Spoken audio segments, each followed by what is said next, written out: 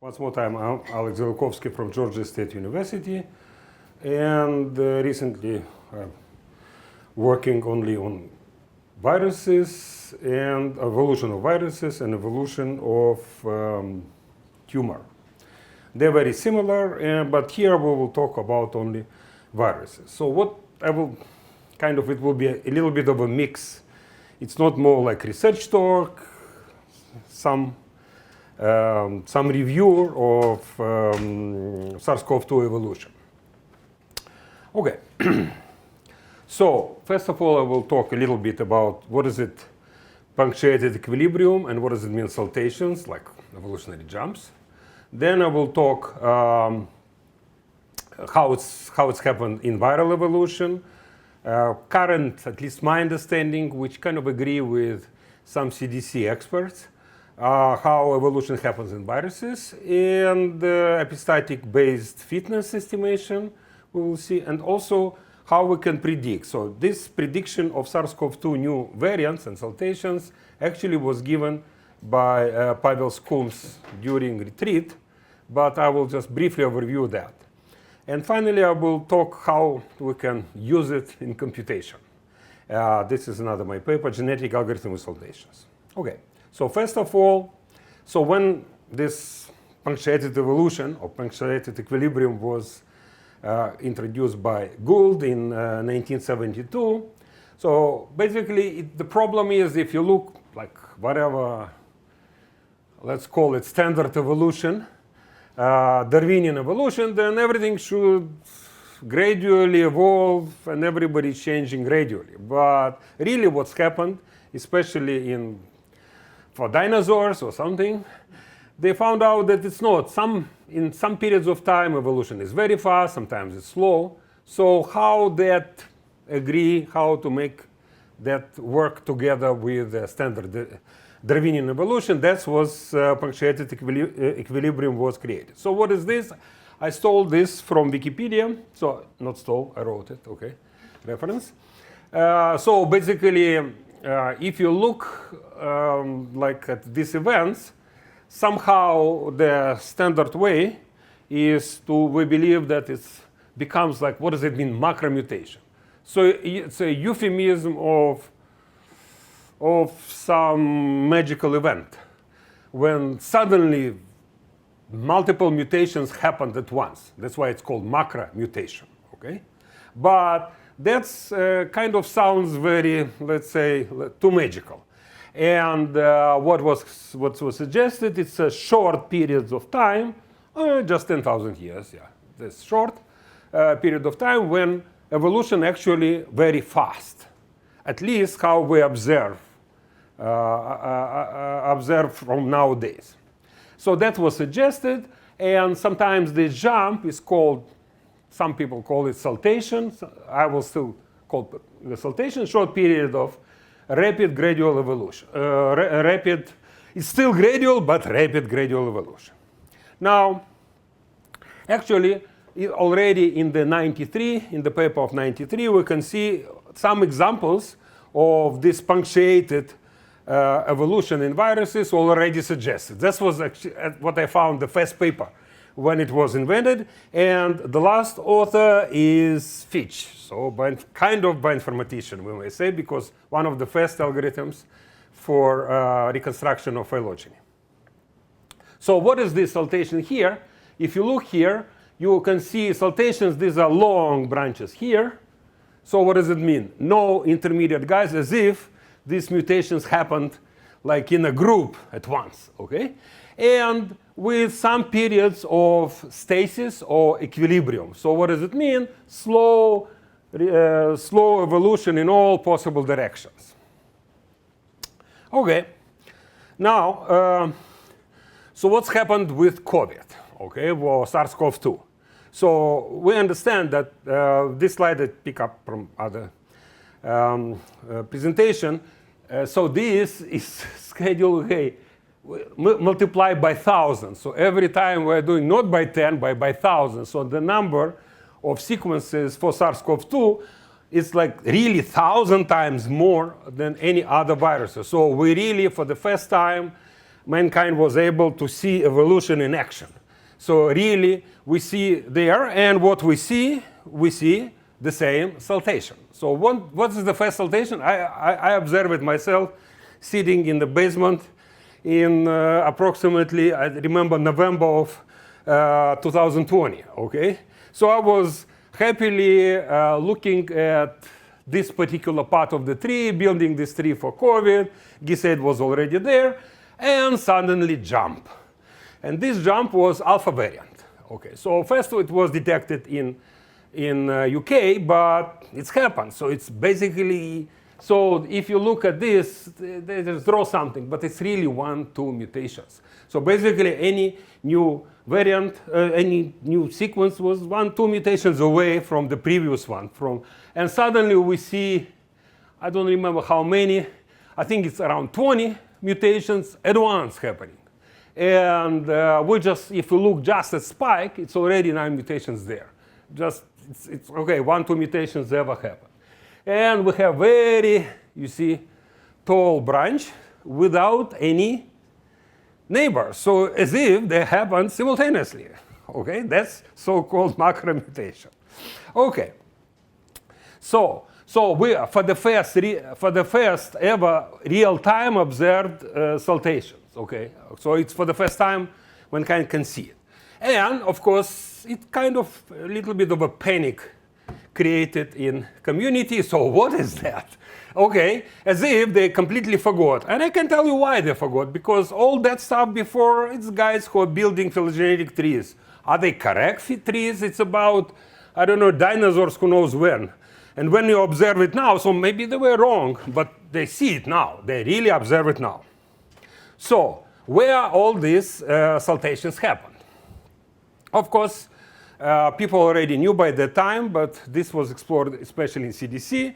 There are so-called intra-host viral population. As any RNA virus, including, of course, SARS CoV-2, but for example, HIV, HCV, and many other RNA, and even DNA viruses, they all have so-called variants. So as soon as they get into host, they start to replicate itself.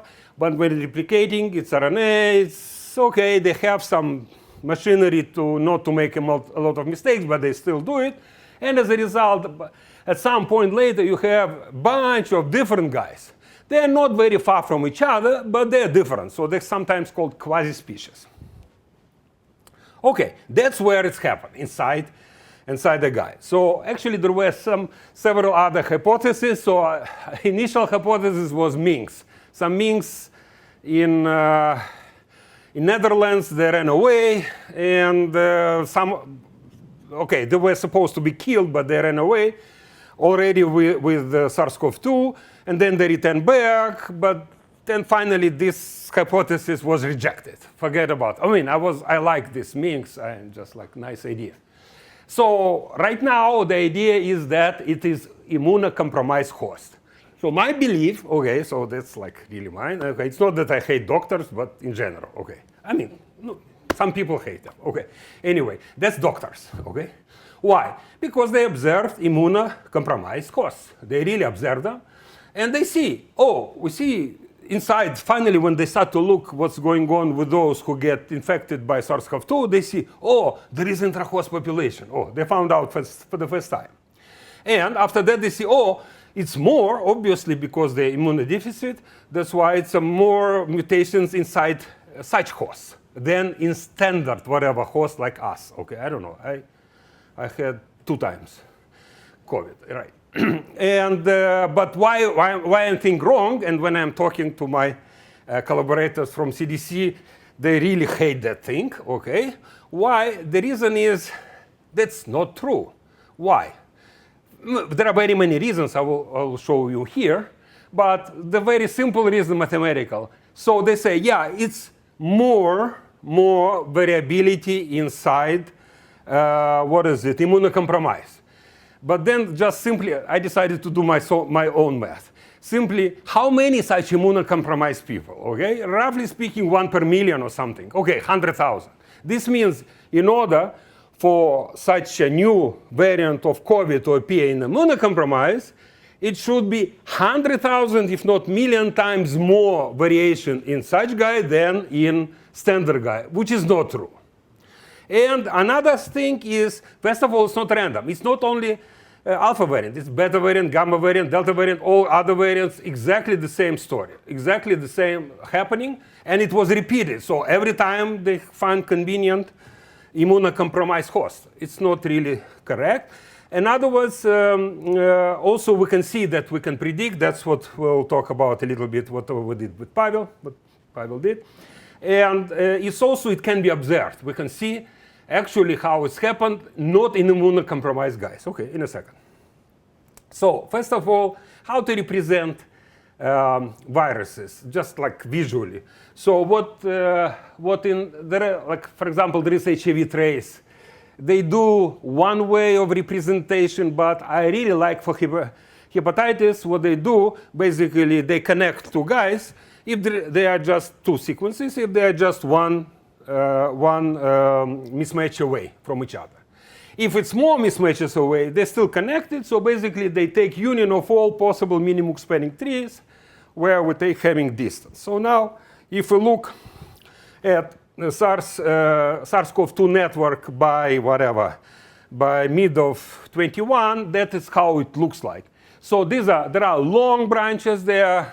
Basically, this means that it belongs to minimum spanning tree. So this means this is the closest guy to this path. And there are guys which are really one-step network, in other words, one SNP away. That's the state. So now, what's actually happened after that, that is already from talk from CDC from Yuri Hudikov, who is in hepatitis department, who is like head of this department. So what they had? They had two different outbreaks of HAV virus, okay? And these outbreaks, so they have like 3,000 individuals who they sequence. And they sequence intra-host. So they sequence all sequences. So out of 3,000, you see they've got 18,000 of different sequences. And if you start to draw them together, then you will see a nice picture. So these guys are very close to each other, basically one step away. So if in total you see one-step components, in other words, this is one component, it's another. In total, there are 21 components, which are not more than one step away, but still there are one. And then these are two completely different outbreaks. And they are far apart. So I don't remember, approximately 10 or more SNPs away, whatever, mismatches away. And once more time, he was trying to understand. So obviously one was earlier, another was later. Looks like that was earlier. I don't know, A16, this A17, whatever the names of these outbreaks. And there is certain connection, but they're far away and they're not, okay, they're different. So what to do? And they try to check each out of this, 3,000 individuals. And then what they found three guys. Let's look at the first guy. And the first guy, so if you look, so basically you see here, the dark guys, it's not, the sequence is not from this particular host. And from this host are red points, are red dots. And you see all these red dots here.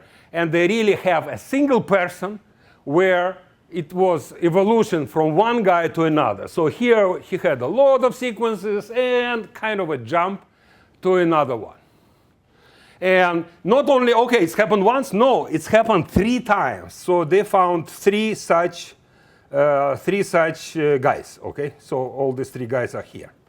So this means that what we really see here, that it's not immunocompromised persons, it's like real just hosts, and that's happened.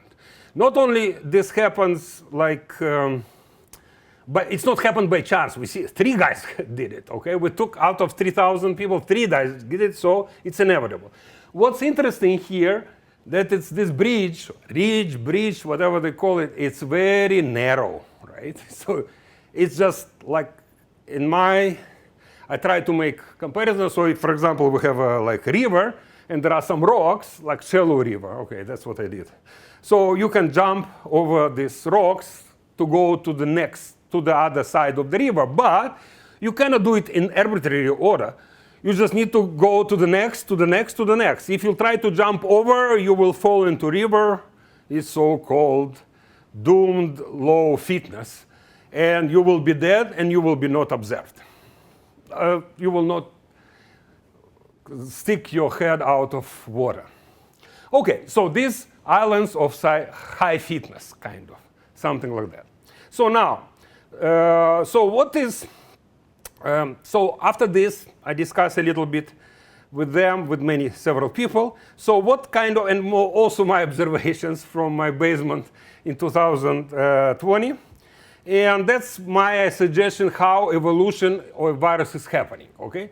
Something got some confirmation, some not, maybe not that easy. So basically what's actually happened, the first phase of what's called free evolution, when if you look at the phylogenetic tree, you will see so-called perfect phylogeny. Every mutation happens only once, life is good, it's working beautifully. But then you kind of reach so-called the border of this so-called island, where of high mutations. And then after that, we don't even observe beyond this boundary. So what's happened then? Then you can see a lot of repeated and backward mutations that they continue, and they fill in this island. So roughly speaking, what's happening right now with Omicron? So Omicron is sitting in this island, not jumping anywhere. Now, so after it's filling, I would call, in the previous stage, I didn't write it, but they basically collect statistics. You will see why it's collecting statistics at that moment. They try to understand which mutations are good with each other. We will show in a minute. And then after that, they do this so-called saltations. And we don't observe many of them, or only some of them. Why? Because these jumps usually nowhere. They don't have any descendants because their fitness is low. But one can survive, and that's become saltation. And we got in the next island. And in this island, we continue the first phase, free evolution. So from here on, you still have a little bit short time when each mutation happens only once. OK? Then after this, once more time, the same thing. So let's say this was, say, Wuhan guy. And this is, let's say, alpha variant. More important, that's another story that actually looks like, at least from whatever work with Pavel, and I helped him doing that we found out that in different states, like United States or United Kingdom or Germany or many other countries, this alpha variant easily could appear on its own. It wasn't transmitted through continents. It was just logical evolution of a previous variant.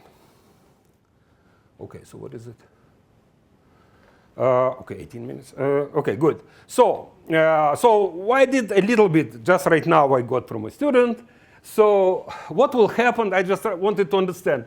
Will we watch it? How we can, validate that difference between first and second phase. So let's say these are green dots. These are the guys which are like maximal haplotypes. In other words, any other haplotype, any other sequence cannot contain all ones from all mutations from those sequences. So like maximal elements. And then I just divided maximal elements by the total number of elements. So in other words, by the total number of sequences. And you see, in the beginning, everybody is on the border. And suddenly, they start to go back. In other words, all the other guys, the red guys appear. So this is kind of black guys, perfect phylogeny, then it goes down. OK, so far, I didn't see more stuff. So what is the cause of saltation? So there was a paper in 2003 that they tried to simulate evolution. They tried to understand how all this, saltation is happening, what's causing that. And they came to conclusion that this is epistasis. OK, epistasis, which is when fitness contribution of a point mutation depends on the presence of other mutations. That's like formal definition.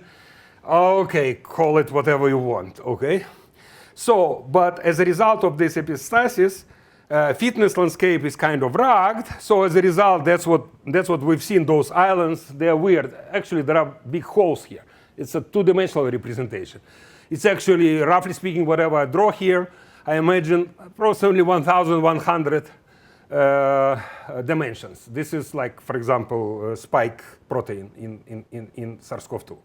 And if you look at this plot, what is this? This is the average distance in population between two sequences in time period. And you see, whenever alpha variant grows, it appears, it's kind of like, when it occupies half of the space, that's what's happened. The distance increased by, okay, it says 60 guys. Okay, I don't know, maybe 60 guys. But then it's a beta variant, gamma variant, delta variant. But as soon as this variant occupies the entire space, beats the previous, then average distance between two guys goes down. They say that they were able to simulate it and were able to see similar pictures. So this means epistasis that's causing these saltations. Okay. So how we can model epistasis? So that's what the paper with Pavel, that's what it's doing. And what we decided to do, so basically we try to understand, possibly instead of a single contribution to the fitness of a single mutation, let's assume that it's pairs of mutations contribute. If it's pairs of contribute, then we say if it's a pair contributing like +1 or contribute -1 or neutral to the fitness. So that's kind of estimation. And if we will do this, okay, let's try to understand how the data looks like. So you have the date and you have zeros and ones, like I don't know how many positions. For example, for what we did for spike, it is 1,100 positions. And then if you have one, this means it changes. It's different from the original, from reference, from say Wuhan reference. Yeah, and if it's 0, it's the same. And then let's look, so what's happened? So primal graph. So primal graph, we just connect two guys if they're just one mutation away or close to each other.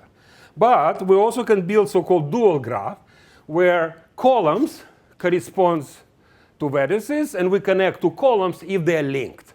In other words, two SNPs linked, like each other. So what does it mean? Definition is here. So basically, if we see the number of times 0, 0 time number of times 1, 1, if this product is statistically significant larger than 0, 1 times 1, 0, what does it mean, roughly speaking? This means that 1, 1 is reproduce itself. So basically, there are such variants where both mutations happened and they give descendants. If it's opposite way around, this means sometimes it's in cancer research, it's called synthetic lethality. So sometimes we can see, we don't observe certain tumor cells with two mutations simultaneously because they don't survive. So we have so-called red edges and blue edges. And this is graph for whatever, 2020, for July 6. And we can see here some blue edges, not so many. In other words, they don't like each other, and a lot of red edges. And we can see a piece here. And this piece here in July already of 2020, you understand that there were how many? Only in October, maybe in September, I think in October, first alpha variant was detected, and this is alpha variant. It already exists in July. So not all, like I don't remember, 9 mutations, something like this, in spike, but 8 of them. But roughly speaking, almost all of them. And so what we did a little bit more, we tried to estimate. We just do some, how much time it is? 5 minutes. 5 minutes, OK. So we did some clustering, compute the average, whatever, e-fitness, we call it, let's call it e-fitness, which is number of red edges minus number of blue edges in a particular variant. So we take for all ones in the variant and then compute number of edges, and then we can see that it's really like this. So if in the previous previous time period, you have the, how it's called? In the previous time period, you have higher relative fitness. Then in the next time period, this particular cluster will increase in size, its frequency. If it was lower, then it will reduce in size. So correlation is pretty high between that, between the so-called E-fitness and change in frequency. Okay, looks like makes sense, this E-fitness. And I will briefly go over Pavel stuff, but it's not much. So basically what, this is his slides. So here is Omicron also corresponds, as you see, to the dense component in this dual so-called graph. So in Pavel's variance, he doesn't use at all the so-called blue edges, so only red edges. And then they look like, this graph look like this, and Omicron was also detected, for example, I think in January 21, as far as I remember. So much, much earlier, much before it's really happening. So these are some alpha, beta, gamma, delta variants, and you can see every time we could see like even the haplotypes much earlier before it was really detected and announced. So for example, alpha variant, like not half a year, but several months before. For beta variant, it's blue one also, you can detect it here while it appears here. For gamma, in this case, so you can basically, what does it mean 0.8? It's basically 80% of SNPs in this big dense component. And say for Omicron, it's even much earlier. See, January 21, when it was much later, actually Omicron appears. So we can predict this. Okay, but that was kind of, okay, the last, I think, couple of minutes. So I was very, enthusiastic about all this research. And I thought, okay, so in a sense, this saltations is the, in a sense, optimization methods. So basically, evolution tries to do what? Try to get out of this island, to go to another island, or other side, to other bank of a river, whatever. And how do they do this? They do optimization of fitness. And do we have such algorithms? Okay, so the closest that I'm aware was, okay, genetic algorithms, but I hated them anyway. How much? But I decided to check it anyway. So I have students, you see. I have the right just to push you whenever I want you. Okay, say, do it. Okay, so we try to do it, and we did it for knapsack problem. So genetic algorithm for knapsack problem. So what does it mean knapsack problem? 0-1 knapsack. So basically you have a lot of, I don't know, okay, things or segments, whatever. Each segment has a size and how much you pay for this.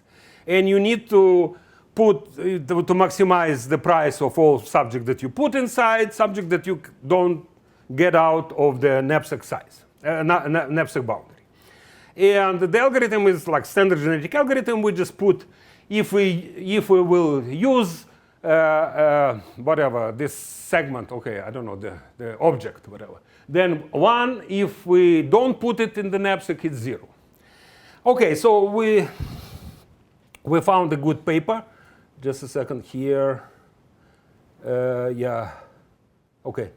Just a second, sorry, I'm running a little bit. So as a result, what is the problem? We want to maximize maximize the profit, subject that the length is not exceeding the size, okay? And so each object has profit and weight. So why we're starting doing that? Because some guys just recently created a nice library of difficult problem instances. And they really produce those are really difficult. So in other words, supercomputers were not able in like a day or something to finish some of them, okay? So they don't even know, okay, at least we took those for which they know the correct answer. And what we did, so how we simulate the saltations. We simulated using some other tool, ClickSNV. So this ClickSNV created for completely different purpose. but use the same exactly formula. 0, 0 times 1, 1 should be greater than 0, 1 times 1, 0. This is for basically extracting from reads intra-host population. And it uses, instead of dense subgraph, it uses clicks. Anyway, so what we did, the algorithm is doing the following, okay? Yeah, I'm done. Okay. So what I want to say, that I want to finish, that as a result, when we use saltation, we have, okay, for hard instances, we improve results. For easy instances, we worsen them. But at least for all hard instances that we've got, we do better than without saltations. So these jumps are meaningful, and possibly we can do it in optimization. That's it. I am done. So these are my collaborators. Pavel, who left for UConn, Mary, who Patterson, who is still there, and many, many other students, also collaborating with University of South California and CDC. Thank you very much.